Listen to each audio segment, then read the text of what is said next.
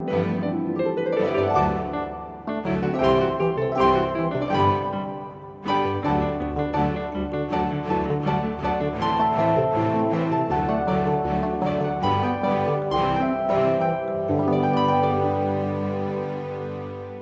is not a philosophy of teaching. It's not an approach to teaching. It's a planning framework.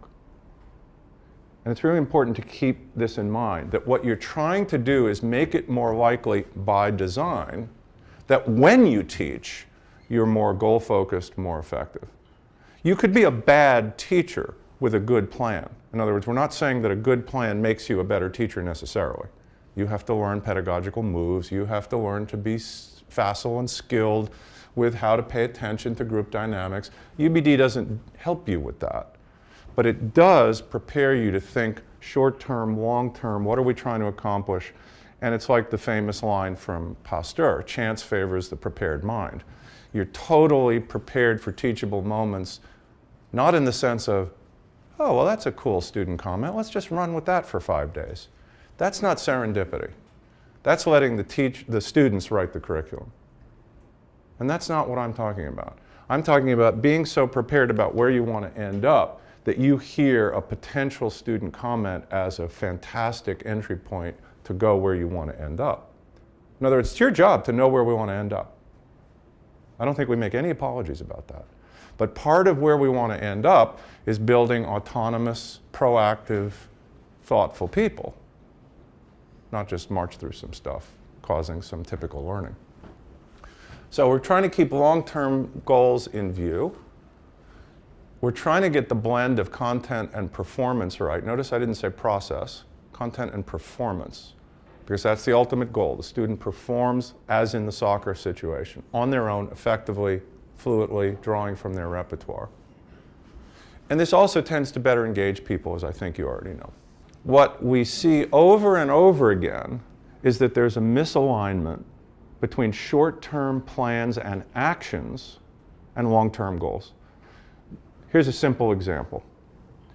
We value something called critical and creative thinking. It's in every program's goal statement. It's in many school mission statements. It's clearly something we care about. But it is possible to get straight A's at every school in America without critical and creative thinking. As long as you're smart, compliant, do your work, are thorough, you're going to get straight A's in almost every school in America.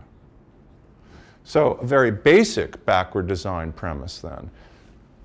If critical and creative thinking is the goal long term, using content critically and creatively, to say it a slightly different way, then when we go to plan, we have to make sure week in and week out that we're focusing on critical and creative use of content. Otherwise, we're not going to get it. And this is, I think, the fatal mistake of prep schools.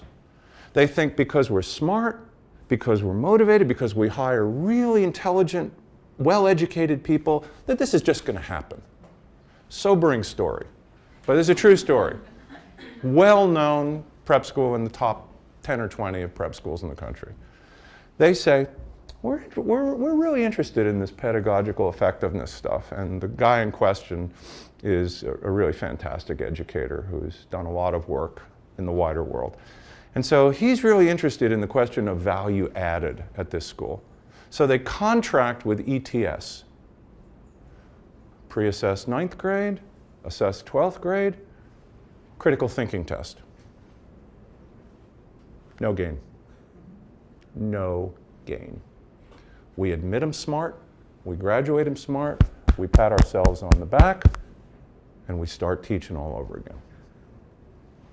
The value-added thing is huge. You can't just pat yourself on the back because you admit smart people and they do good things. You guys have a higher calling than that. So we want to focus on these long-term goals, and we want to embed them in our short-term plans. And the more you start to think this way, the more you'll realize you're not doing it. Again, I saw this on the soccer field. I saw that we were not developing any strategic thinking.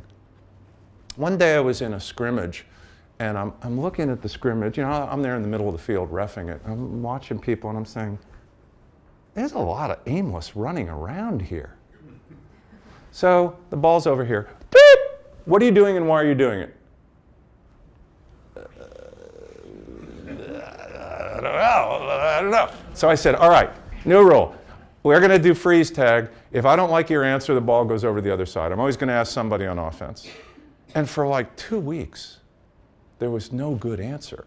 And of course, I realize that's my fault. There's no strategic thinking. My daughter's an elite soccer player. She's a senior at the George School. She's in North Carolina tournament right now.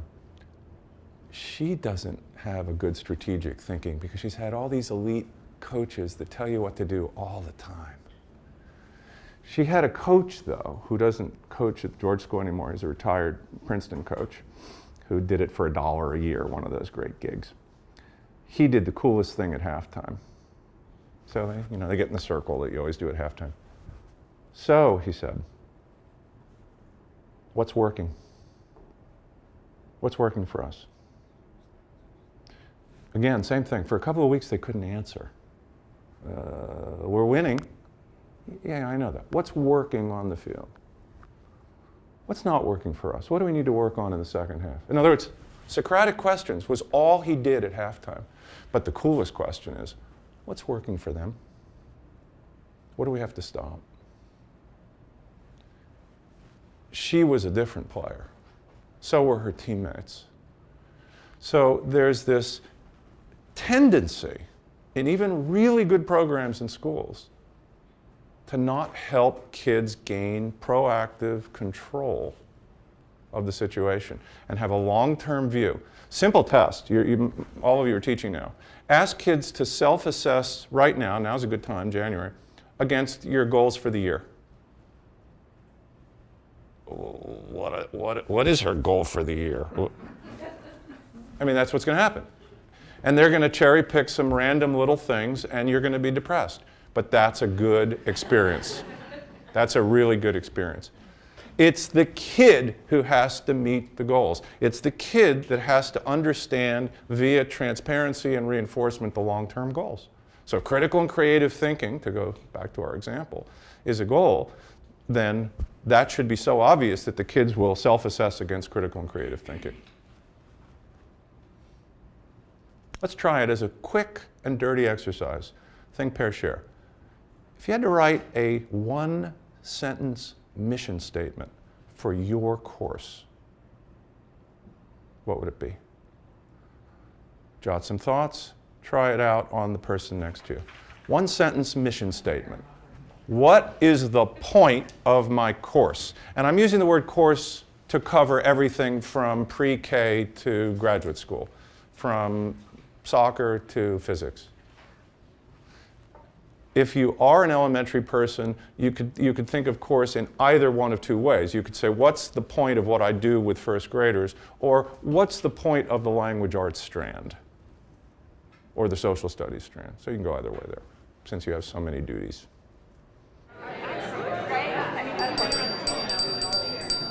Let me ask you to pause for a minute. And let's do a little bit of backward design thinking.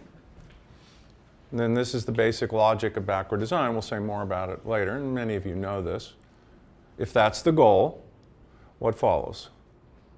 If that's the long-term goal, what follows? What follows for assessment? What follows for instruction? Go back to your conversations and just together play out casually and informally at this point the answers to those questions as they occur to you. If that's the goal, what should we be assessing? And by assessing, I do not mean grading. I mean assessing. Just like you would do as a soccer coach. You don't give a grade as a varsity, well, maybe in some schools you do. I never did. But you're assessing. You're judging how we're doing against the goal. You're coaching. You're giving information about how we're doing against the goal. So what should we assess? And what should we be doing instructionally? Or what should occur in the classroom? And let me tell you one quick story before we do it. When I asked this question, and a fourth grade teacher pulled me over, and she said, well, there's two parts to my answer. I want students to be good readers, but more importantly, I want them to love to read. I said, let's just focus on the love to read. We know something about how to make good readers. But focus for me on love to read. What would be evidence that they love to read? And what do you have to do instructionally to make it more likely that they love to read? And I said, be careful. Requiring them to do everything isn't likely to cause it. In fact, it may undercut it. We know this about boys. So that's the caution. If that's your goal, what's the assessment? What needs to happen instructionally to support and head toward your goal? So somebody go first, do it together, then somebody go second, do it together. 5-10 minutes.